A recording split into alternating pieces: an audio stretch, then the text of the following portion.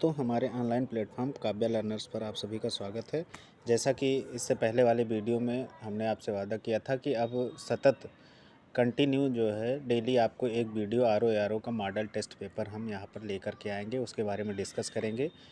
और जो भी इसमें आपको बहुत अच्छा हमारा थंबनेल तो नहीं दिख रहा होगा, और उसका जो कहने का मतलब ये हमें शो ऑफ नहीं करना है, हमें केवल आपको कंटेंट प्रोवाइड करवाना है और आपकी तैयारी को बेहतर ढंग से कैसे आगे ले जाया जा सके उसके बारे में हम यहाँ पे चीज़ें कर रहे हैं। और जो भी हम पॉइंट्स यहाँ पे आपसे डिस्कस करेंगे, ये मोस्ट प्रोबेबल है कि आपकी परीक्षा में पूछे जाने की पूरी संभावना है। और ये प्रीवियस ईयर के क्वेश्चन पेपर में ये सारे आपकी चीज़ें जो हम यहाँ पे डिस्कस करेंगे वो कहीं ना कहीं आई हैं या फिर उनसे रिलेटेड चीज़ें आई हैं, तो ये कंटेंट आपके लिए महत्वपूर्ण है। तो आप चैनल पे ये देख करके अगर आएंगे कि यहाँ पे थंबनेल अच्छा है, बहुत अच्छा सजाया संवारा गया है, तो वो चीज़ें आपको यहाँ पे नहीं मिलेंगी। लेकिन हाँ, इस बात की गारंटी है कि आपको बेहतर कंटेंट देखने को मिलेगा। तो इसलिए ज़्यादा वक्त ना लेते हुए हम अपने पॉइंट्स की तरफ चलेंगे। आज का पहला पॉइंट है संयुक्त राष्ट्र विकास कार्यक्रम, जिसको हम इंग्लिश में United Nation Development Programme UNDP कहते हैं, ने cost of living crisis in developing countries report प्रकाशित की है। कभी कभी ये पूछता है, आपको 4 ऑप्शन दे देगा कि यूनेस्को है, डब्ल्यूएचओ है, यूएनडीपी है, यूएनईपी है, ऐसे करके 4 ऑप्शन देगा और आपसे पूछेगा कि cost of living crisis in developing countries report किसने प्रकाशित की है, तो वो ये पॉइंट है। ठीक है, नेक्स्ट है अगला पॉइंट जो कि बहुत ही महत्वपूर्ण पॉइंट है। अशोक के शिलालेख प्राकृत, अरमाइक, ग्रीक एवं ब्राह्मी लिपि या इन्हें भाषा भी कहा जा सकता है में उत्कीर्ण किए गए थे। अब उस समय इन चीज़ों को क्योंकि इसी में आम बोलचाल की भाषा थी, तो भाषा या लिपि आप कुछ भी कह सकते हैं। ये अशोक के शिलालेखों में 4 तरीके की आपको लिपि या भाषा दिखेगी। वो पहली है प्राकृत, फिर अरमाइक, ग्रीक और ब्राह्मी। नेक्स्ट है अगला पॉइंट है सूफीवाद। सूफीवाद में 2-3 पॉइंट बताए गए हैं। पहला, इन्होंने जिक्र का उपयोग कर प्रशिक्षण के विस्तृत तरीके विकसित किए। कहने का मतलब प्रशिक्षण के तरीके बताने के लिए इन्होंने जो शब्द इस्तेमाल किया वो है जिक्र। दूसरा है सूफी संतों ने अपनी सभाओं का आयोजन अपने खानकाहों या धर्मशालाओं में किया। सूफी संत जो होते थे उनकी जो सभा बैठती थी, जो सभा लगती थी, जैसे आज प्रवचन या फिर जो कथा होती है उसमें जैसे सभाएं होती है, ऐसे सूफी संतों की सभाएं होती थी। इनका जो आयोजन है वो खानकाहों या धर्मशालाओं में किया जाता था। नेक्स्ट है अगला पॉइंट है 11वीं शताब्दी के बाद मध्य एशिया से आने वाले सूफी बड़ी संख्या में हिंदुस्तान में ही बस गए। जो मिडिल एशिया से जो आते थे, जो सूफी संत आए, वो 11वीं शताब्दी के दौरान हिंदुस्तान में आए और हिंदुस्तान उनको ज़्यादा अच्छा लगा तो यहीं के होकर के रह गए। नेक्स्ट अगला पॉइंट है ऋग वैदिक धर्म प्रकृति में बहुदेववादी था। कैसा था ऋग वैदिक धर्म? ये इसका नेचर कैसा था? ये बहुदेववादी, बहुत सारे देवी देवताओं को अपने आप में सम्मिलित करते हुए ये बहुत सारे देवताओं में इसकी आस्था है ऋग वैदिक धर्म की। दूसरा पॉइंट इसका है कि ऋग्वेद में इंद्र को सबसे शक्तिशाली बताया गया है। जैसा कि आप जानते हैं कि सनातन धर्म में आपने पुराणों में पढ़ा होगा कि इंद्र को जो है वो देवताओं का राजा कहा गया है। ठीक है, तो ऋग्वेद में भी इंद्र को सबसे शक्तिशाली देवता के रूप में उल्लिखित किया गया है। नेक्स्ट है अगला पॉइंट है, इसमें निर्माता इमारत का नाम दिया गया है और उसके निर्माता का नाम दिया गया है। जैसे इमारत है जहांगीरी महल, इसको किसने बनवाया? अकबर ने। मोती मस्जिद जो कि लाहौर में है, इसको बनवाया था जहांगीर ने। शालीमार बाग ये शाहजहां ने बनवाया था। और बादशाही मस्जिद जो लाहौर की है, इसे औरंगजेब ने बनवाया था। नेक्स्ट है उत्तर प्रदेश सरकार ने प्राथमिक और उच्च प्राथमिक विद्यालय के बच्चों के स्कूल ड्रेस और स्टेशनरी के लिए राशि को 1100 रुपये से बढ़ाकर 1200 रुपये करने का निर्णय लिया है। जैसा कि आप जानते हैं यूपी गवर्नमेंट ने, पहले क्या होता था कि ड्रेस और शूज और बुक्स वगैरह तो आज भी मिलती हैं, स्कूलों से ही मिलती थी। ठीक है, और उनका परचेजिंग का काम जो है वो टीचर्स किया करते थे। लेकिन अब उसको उसके स्थान पे पेरेंट्स के खाते में डायरेक्ट ट्रांसफ़र कर दिया जाता है पैसा डीबीटी के माध्यम से, और वो परचेज करके लाते हैं। तो पहले अभी इसका जो मूल्य था वो 1100 रुपये था और उसको बढ़ा करके 100 रुपये उसमें बढ़ाया गया है और 1200 रुपये हो गया है। नेक्स्ट है अगला, इसी का एक अगला पॉइंट है, यह राशि प्रत्यक्ष लाभ अंतरण यानी कि डीबीटी के माध्यम से बच्चों के माता पिता को दी जाएगी। नेक्स्ट है, अगला पॉइंट है, आत्मीय सभा की स्थापना राजा राम मोहन राय ने सन 1814 में की थी। कभी कभी डायरेक्ट क्वेश्चन पूछ लेता है, तो ये एक फैक्चुअल है पॉइंट कि राजा राम मोहन राय ने आत्मीय सभा की स्थापना कब की थी, तो वो की थी 1814 में। नेक्स्ट है, 1939 में कांग्रेस के त्रिपुरी अधिवेशन में पार्टी ने अपनी ओर से चीन में एक मेडिकल मिशन भेजा था। इसी अधिवेशन में सुभाष चंद्र बोस ने अध्यक्ष पद से इस्तीफा दिया था और गांधी जी से वैचारिक मतभेदों के चलते ये इस्तीफा उनका हुआ था। ठीक है, यानी कि 1939 में कई सारी घटनाएं हुई थी, उसमें से सबसे महत्वपूर्ण था त्रिपुरी अधिवेशन। इसमें क्या हुआ था कि कांग्रेस पार्टी ने अपनी ओर से चीन में एक मेडिकल मिशन भेजा था। ठीक है, और दूसरी सबसे बड़ी बात क्या हुई थी कि इसी अधिवेशन में सुभाष चंद्र बोस अध्यक्ष पद के लिए चुनाव जीत गए थे, और जबकि पट्टाभी सीतारमैया को गांधी जी खड़ा करना चाहते थे, और थोड़ा सा वहाँ पे वैचारिक मतभेद सुभाष चंद्र बोस और गांधी जी में देखने को मिला, तो इससे आहत होकर के सुभाष चंद्र बोस ने अपने पद से इस्तीफा दे दिया था कि जो बापू कहेंगे उन्हीं के अनुसार चीज़ें होंगी। नेक्स्ट है, मध्य भारत में सतनामी आंदोलन की शुरुआत घासीदास द्वारा की गई थी। जो मिडिल इंडिया में सतनामी आंदोलन की शुरुआत है वो घासीदास द्वारा की गई थी। और दूसरा इसका पॉइंट है कि सत्यशोधक समाज की स्थापना ज्योतिबा फूले ने 1873 में की थी। नेक्स्ट है, अगला पॉइंट, भारत के दो स्थलों केरल और अहमदाबाद को 2022 के विश्व के सर्वश्रेष्ठ स्थलों की सूची में सम्मिलित किया गया है। अगला है, संगम काल से जुड़े हुए कुछ पॉइंट हैं। पहला है, तोलक्कापियम तमिल व्याकरण का सबसे पुराना संग्रह है। और दूसरा पॉइंट है, इस काल में संगम काल में महिलाओं को अपना जीवन साथी चुनने की अनुमति थी। जो आजकल लोग कहते हैं कि आज ये मॉडर्न है, पाश्चात्य है, मतलब हम इसको फॉरेन कंट्रीज़ से इन चीज़ों को अपना रहे हैं, तो आपको ये जानना ज़रूरी है। अगर आप अपना इतिहास पढ़ेंगे तो पीछे लोग कहते हैं महिलाओं को सम्मान नहीं दिया जाता था, हम लोग रूढ़वादी थे, तो ये सब हमारे दिमाग की उपज है, ये क्षेत्रवाद की उपज है। ठीक है, और ये हमारे खुद नैरो माइंडनेस को दर्शाता है। जबकि पहले भी आप देखिए, संगम काल में महिलाओं को अपना जीवन साथी चुनने की अनुमति थी। पहले भी देखिए क्या होता था कि जो राजा की या ऐसे जो स्वयंवर होते थे, वो उसमें क्या था कि वरमाला, जिस बहुत सारे राजा लोग बैठे होते थे, तो उनकी जो लड़कियां होती थी तो जिसके गले में चाहती थी वरमाला डालती थी। ठीक है, तो एक तरीके से लव मैरिज वो भी तो हुआ।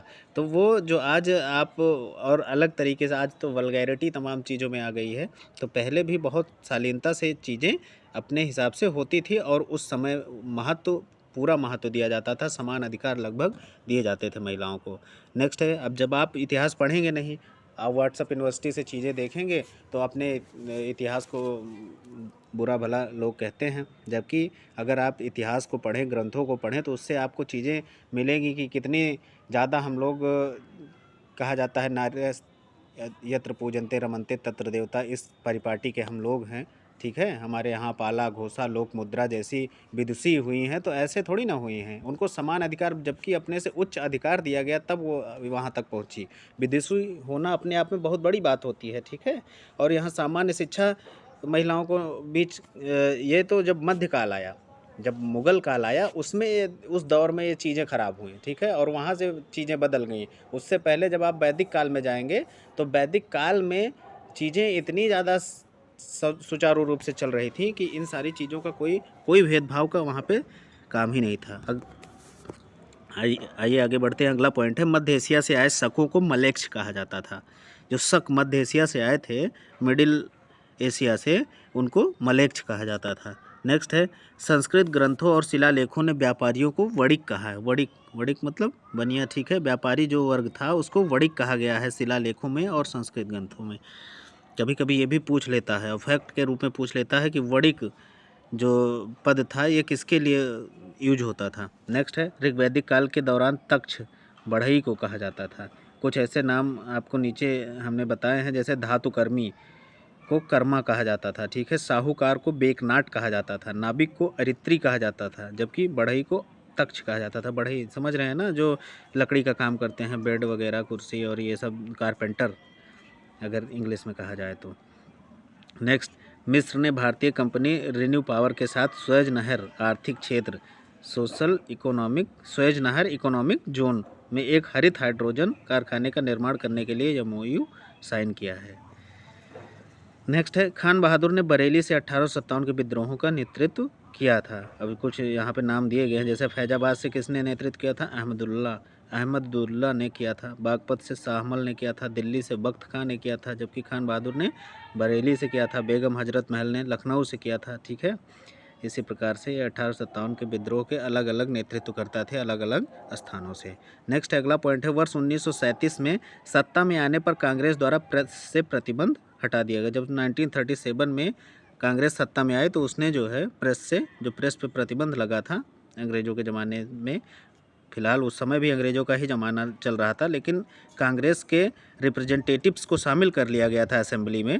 तो जब कांग्रेस ज़्यादा सीटें लेकर के आई, सत्ता में आई, तो उसने प्रेस से प्रतिबंध हटा दिया। नेक्स्ट है NIRF रैंकिंग।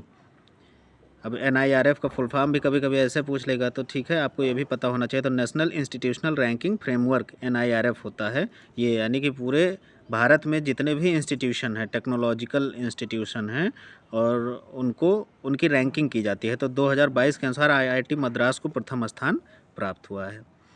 अगला पॉइंट है, सिंधु घाटी सभ्यता से जुड़े कुछ पॉइंट हैं। चन्हू की खोज NG मजूमदार ने की थी। रंगपुर सौराष्ट्र गुजरात में स्थित है। नेक्स्ट है, मोहनजोदड़ो मृतकों का टीला जिसे कहा जाता है। और राखीगढ़ी हरियाणा स्थल की खोज, राखीगढ़ी जो कि हरियाणा में है, इस स्थल की खोज वर्ष 1969 में हुई थी, 1969 में। नेक्स्ट अगला पॉइंट है, अलाउद्दीन खिलजी ने अपनी अवधि 1296 से 1316, यानी कि जितने दिन उसने शासन किया, 1296 से 1316 के दौरान कई बाजार सुधार प्रस्तुत किए। उसे बड़ी अस्थायी सेना बनाए रखने की आवश्यकता थी। यह अपने को दूसरा सिकंदर मानता था और सिकंदर सानी की उपाधि भी इसे प्रदान की गई थी या प्राप्त की थी इसने अपने आप में। ठीक है, नेक्स्ट है अगला पॉइंट है, हाल ही में ऊर्जा मंत्रालय ने गोवा में उज्जवल भारत उज्जवल भविष्य उत्सव का आयोजन किया। अब ये भी आपको याद रखना है, बहुत सारे उज्जवल, उज्ज्वला, उजाला, ये सब योजनाएं जो चली हैं, ठीक है, जो मिशन चलाए गए हैं, इन सब के बारे में आपको अच्छे से नॉलेज होना चाहिए, क्योंकि यहाँ से क्वेश्चन बहुत ज़्यादा आजकल बन रहे हैं। नेक्स्ट है, ब्रह्म समाज आधुनिक भारत का पहला बौद्धिक सुधार आंदोलन था। ब्रह्म समाज की स्थापना राजा राम मोहन राय ने की थी, और उन्होंने इससे समाज को एक नई दिशा देने का प्रयत्न किया था। ठीक है, और यहाँ से लोगों के विचारों में परिवर्तन, जैसा कि आप जानते हैं कि समाज सुधारक थे बहुत बड़े, राजा राम मोहन राय जो थे वो बहुत बड़े समाज सुधारक थे। सती प्रथा का अंत हो, चाहे बाल विवाह, विधवा पुनर्विवाह, ये सब जितनी भी ये चीज़ें थी, जो कुरीतियाँ थी समाज की, उसको हटा करके और एक नए भारत के निर्माण का संकल्प जो है वहीं से शुरू हो गया था। राजा राम मोहन राय ने बहुत सारे प्रयत्न किए थे भारत को एक सूत्र में पिरो करके और कुरीतियों को ख़त्म करने का। नेक्स्ट है, क्रोएशिया ने यूरो को अपनी मुद्रा के रूप में अपनाने की स्वीकृति दी है। ये आपके लिए बहुत ही महत्वपूर्ण पॉइंट है। जो नई चीज़ें होती हैं, और यूपी के एग्ज़ाम में इंटरनेशनल रिलेशन हो, चाहे वहाँ के जियोग्राफिकल जो कुछ नया हुआ होता है या कुछ ऐसे चेंजेज आए होते हैं, उनके बारे में भी क्वेश्चन 8 से 10 क्वेश्चन पूछता है, तो आपको ये ध्यान रखना होगा। तो क्रोएशिया ने यूरो को अपनी मुद्रा के रूप में अभी हाल ही में अपनाया है। नेक्स्ट है अगला पॉइंट है, वर्ष 2021-22 में कृषि जनगणना का 11वां संस्करण आयोजित किया गया, और ये प्रत्येक 5वें वर्ष आयोजित होता है। नेक्स्ट है, सिकंदर लोदी 1489 से 1517, 1489 टू 1517 ने गुलरुखी उपनाम अपनाया था, यानी कि गुलरुखी उपनाम किसका था? वो सिकंदर लोदी का था। नेक्स्ट है, कुछ किताबों के नाम दिए गए हैं, मुगल काल की या मिडिल पीरियड की ये किताबें हैं, उनके लेखक के नाम हैं। जैसे किताबुल रहला किसने लिखा? इब्न बतूता कहाँ का था? इब्न बतूता मोरक्को का था। ठीक है, तो इसने किताबुल रहला नामक पुस्तक लिखी थी। नेक्स्ट है, तुगलकनामा अमीर खुसरो के द्वारा लिखी गई थी। अमीर खुसरो को कहा जाता है इन्होंने आठ शासकों का शासन देखा था। ठीक है, नेक्स्ट है, शाहनामा फिरदौसी ने लिखा। तहकीके हिंद अलबरूनी की पुस्तक है। नेक्स्ट अगला पॉइंट, हाल ही में यूपी गवर्नमेंट ने बुंदेलखंड क्षेत्र में 31 प्राचीन किलों को विकसित करने के लिए एक कार्य योजना तैयार करने का निर्णय लिया है। बुंदेलखंड, आप जानते हैं बुंदेलखंड का जो क्षेत्र है, इधर इटावा, औरैया, उरई, जालौन, ठीक है, ये जो MP से लगा हुआ जो क्षेत्र है, आप जानते हैं बुंदेलखंड, MP का भी बुंदेलखंड है, यूपी का, तो उधर का जो एरिया है उसमें जो किले हैं, प्राचीन किले, आला उदल के समय, उससे भी पहले के समय के जो किले हैं, उन किलों को विकसित करने की योजना एक बनाई है यूपी गवर्नमेंट ने, और ऐसे 31 किलों को, प्राचीन किलों को चिन्हित किया गया है। अगला है, जो कुछ विद्रोह हैं और कब हुए उसके बारे में बताया गया है। जैसे कोल विद्रोह 1831, खरवार विद्रोह 1870, संथाल विद्रोह 1855, चुआर विद्रोह 1776। कभी कभी आपको ये विद्रोह ऐसे दे देता है और सीक्वेंस में लगाने के लिए दे देता है कि कब हुए, तो आपको ये याद रखना होगा कि कब ये हुए, तो उस हिसाब से 2-3 1-2 याद हैं तब आप अच्छे से आसानी से उसको कर ले जाएंगे। अगला है 44वां शतरंज ओलंपियाड। इसके बारे में 3-4 पॉइंट बताए गए हैं, आपको यहाँ पे ध्यान देने की ज़रूरत है। पहली बात, सबसे खास बात यह है कि यह ओलंपियाड तमिलनाडु में आयोजित किया गया है। आप जानते ही हैं भारत के सबसे दक्षिणतम राज्यों में से एक तमिलनाडु में ये ओलंपियाड 44वां शतरंज ओलंपियाड जो है ये आयोजित किया गया। और ये भारत में पहली बार और एशिया में 30 वर्षों बाद आयोजित हुआ। यानी कि आप ये समझिए कि कितना महत्वपूर्ण ये पॉइंट है कि भारत में पहली बार शतरंज का ओलंपियाड आयोजित किया गया और एशिया में 30 वर्षों के बाद आयोजित किया गया। नेक्स्ट है अगला FIDE। फिडे ने पहली बार, यानी कि फेडरेशन ऑफ वही उसका शतरंज का फेडरेशन है FDIE ने पहली बार शतरंज ओलंपियाड मसाल की स्थापना की है। और महिला वर्ग में भारत ने इसमें कांस्य पदक भी जीता है, तो ये आपको ध्यान रखने के लिए बहुत ही महत्वपूर्ण है। अगला है राज्य और सहायक संधि पर हस्ताक्षर कब हुए। तो जैसे मैसूर राज्य ने 1799, आपको पता है कि जो लॉर्ड वेले जली था, सहायक संधि की शुरुआत उसी ने की थी, ठीक है। तो मैसूर 1799, तंजौर 1799, अवध 1801, जोधपुर 1818 और सबसे पहले शुरुआत हुई थी हैदराबाद से। तो 1798 में सबसे पहले हैदराबाद ने ही सहायक संधि पर हस्ताक्षर किए थे। और ये सहायक संधि का जो जन्मदाता था वो लॉर्ड वेले जली था, आपको ये ध्यान रखना है। नेक्स्ट है अगला पॉइंट है वर्ष 1921 का मालाबार विद्रोह ब्रिटिश शासकों और स्थानीय हिंदू जमींदारों के खिलाफ होने वाला मुस्लिम काश्तकारों का विद्रोह था। इसे किसान विद्रोह भी कहा जाता है। मालाबार विद्रोह में बहुत सारा जनहानि भी हुई थी, जान माल की बहुत ज़्यादा हानियाँ हुई थी और इसमें हिंदू जमींदारों के खिलाफ जो है, जो वहाँ के मुस्लिम काश्तकार थे उनका विद्रोह था, ठीक है। नेक्स्ट है पायोट PIVOT। यह IIT मद्रास की एक पहल है, ठीक है। और ये एक प्रकार का टूल है। यह किसी व्यक्ति में कैंसर उत्पन्न करने वाले जीन की भविष्यवाणी कर सकता है। इस टूल के माध्यम से हम ये पता कर सकते हैं कि इस व्यक्ति में जो है ये कैंसर के लक्षण उत्पन्न हो रहे हैं या उत्पन्न होने वाले हैं। ये चीज़ें पता करने के लिए पायोट नाम का एक टूल विकसित किया है, किसने? IIT मद्रास ने। नेक्स्ट है अगला पॉइंट है, इंपॉर्टेंट पॉइंट है, भारत का पहला बुलियन एक्सचेंज PM मोदी द्वारा गांधीनगर गुजरात में लॉन्च किया गया। अगला पॉइंट है बौद्ध और जैन दोनों ग्रंथों में मल्ल, कंबोज एवं सूरसेन महाजनपदों का उल्लेख है। यानी कि जो ये बौद्ध धर्म, जैन धर्म, ठीक है, ये सब कहीं ना कहीं सनातन से कोरिलेट करते हैं, सनातन धर्म से ही जुड़े हुए हैं, क्योंकि इनमें बहुत सारे आपको समानताएं दिखेंगी, बहुत सारी चीज़ें। और ये जितने भी इस चाहे बौद्ध हो चाहे जैन धर्म को आगे बढ़ाने वाले जो लोग हैं उनकी उपज भी इसी हिंदू धर्म या सनातन धर्म से ही हुई है, ठीक है। तो बहुत सारी समानताएं आपको देखने को मिलेगी। जो कुरीतियां हैं उनके आलोचक ये थे, ठीक है। बाकी ये धर्म में कुछ ऐसा नहीं है कि कुछ नया कहीं से उत्कीर्ण हुआ है। जो इसमें आडंबर थे, जो इस तरीके की कुरीतियाँ थी, जो बुराइयाँ थी, उन्हीं को ख़त्म करने की बात इसमें कही गई है। अगला है कुछ वंश दिए गए हैं, कुछ वंश जो कुछ यानी कि शासक हुए, जो शासन हुआ उनके वंश दिए गए हैं, उनके संस्थापक और कब से कब तक रहा उसके बारे में बताया गया। जैसे मामलुक वंश या दास वंश जिसे कहते हैं, इसका संस्थापक कौन था? कुतुबुद्दीन ऐबक। और ये 1206 से लेकर के 1290 तक रहा।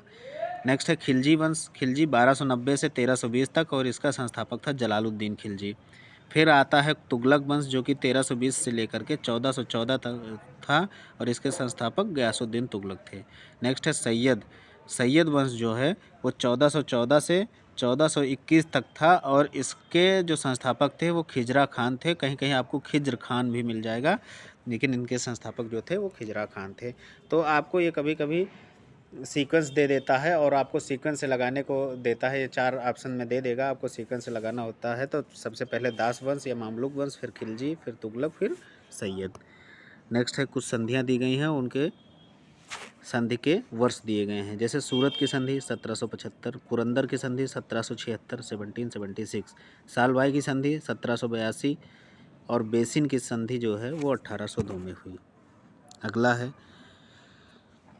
बारदौली में किसान आंदोलन 1928 में हुआ और इसमें मुख्य भूमिका में थे पटेल, सरदार पटेल और महात्मा गांधी। बारदौली की महिलाओं ने ही सरदार वल्लभ भाई पटेल को सरदार की उपाधि दी थी। उन्होंने कहा था कि ये इस कबीले के सरदार हैं। इन्होंने इस आंदोलन को बहुत ही ज़्यादा अच्छे तरीके से उभारा था, तो इसलिए वहाँ की महिलाओं ने इनको सरदार की उपाधि दी थी, सरदार वल्लभ भाई पटेल को, बारदौली में।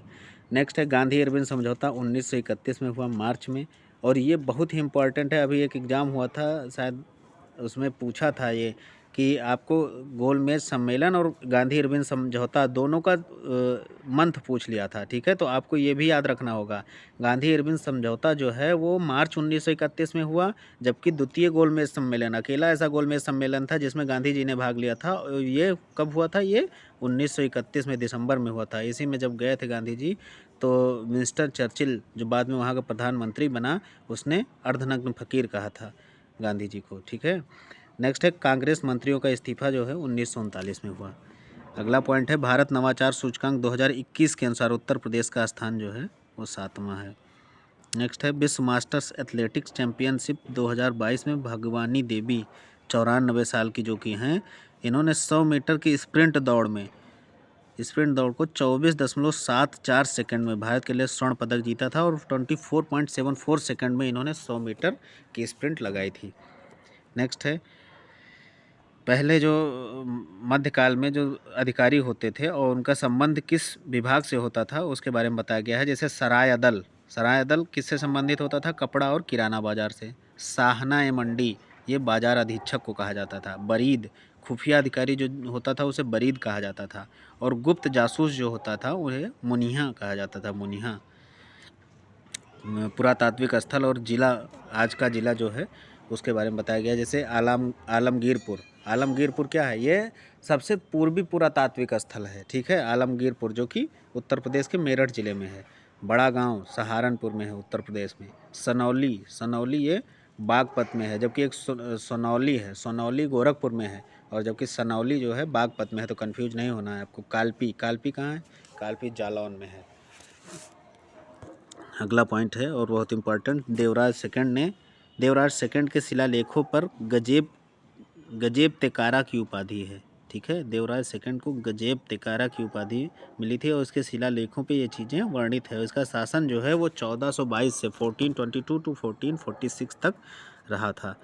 नेक्स्ट अगला पॉइंट है राज्य के सभी कर्मचारी पंडित दीनदयाल उपाध्याय राज्य कर्मचारी कैशलेस चिकित्सा योजना का लाभ प्राप्त कर सकते हैं। अब क्या हुआ कि जो उत्तर प्रदेश में स्टेट गवर्नमेंट ने सबके लिए एक कार्ड जारी कर दिया है, और उस कार्ड को लेकर के सबके लिए, इन द सेंस ये है कि जो गवर्नमेंट एम्प्लॉई हैं यूपी गवर्नमेंट के, उनके लिए कैशलेस कार्ड चिकित्सा की व्यवस्था की गई है कि आप किसी भी अस्पताल में जाएंगे तो अगर प्राइवेट हॉस्पिटल है तो 5 लाख तक की मुफ्त चिकित्सा सहायता आपको मिलेगी। अगर गवर्नमेंट हॉस्पिटल है तो वहाँ पे आप जितना भी आपका इलाज है वो फ्री में होगा, ठीक है। लेकिन अगर प्राइवेट में किसी संस्थान में जाते हैं तो वहाँ आपको 5 लाख तक का इलाज जो है फ्री में होगा।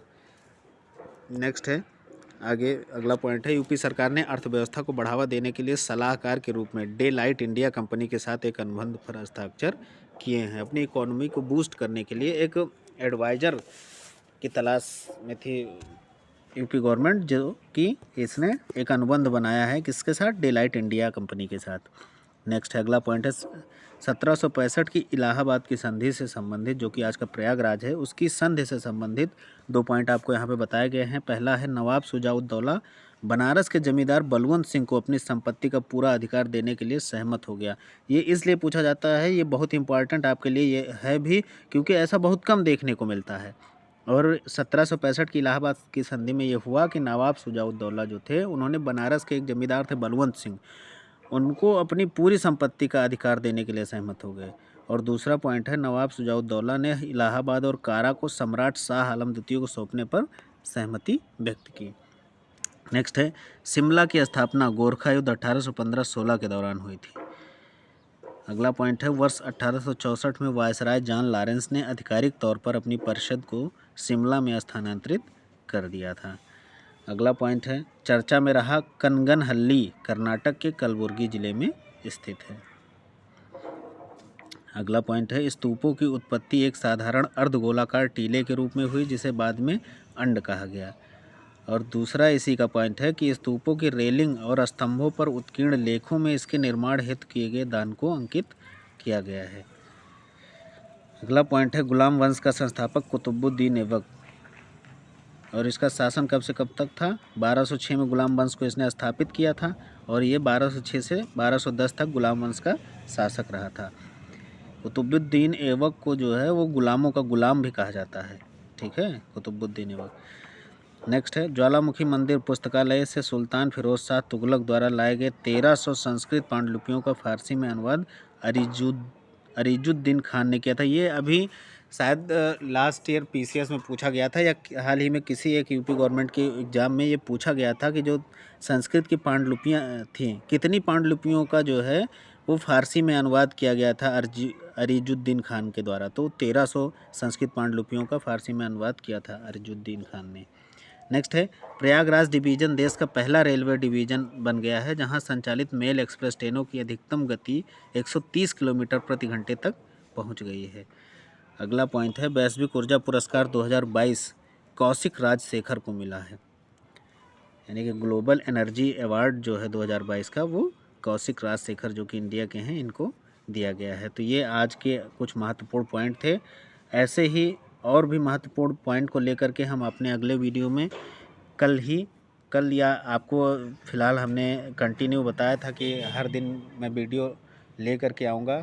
कल किसी कारणवश वीडियो नहीं आ पाया था, कल मतलब यस्टरडे जो बीता हुआ कल है, लेकिन मेरा प्रयास ये रहेगा कि हर दिन हम आपके लिए एक ऐसे ही मॉडल सेट के कुछ पॉइंट्स लेकर के उपस्थित हों और आपकी तैयारी को और बेहतर करें। अभी यहाँ से आपको लगभग 1 महीने का समय बचा है आरओ परीक्षा के लिए और पूरी मेहनत के साथ आप लग जाइए।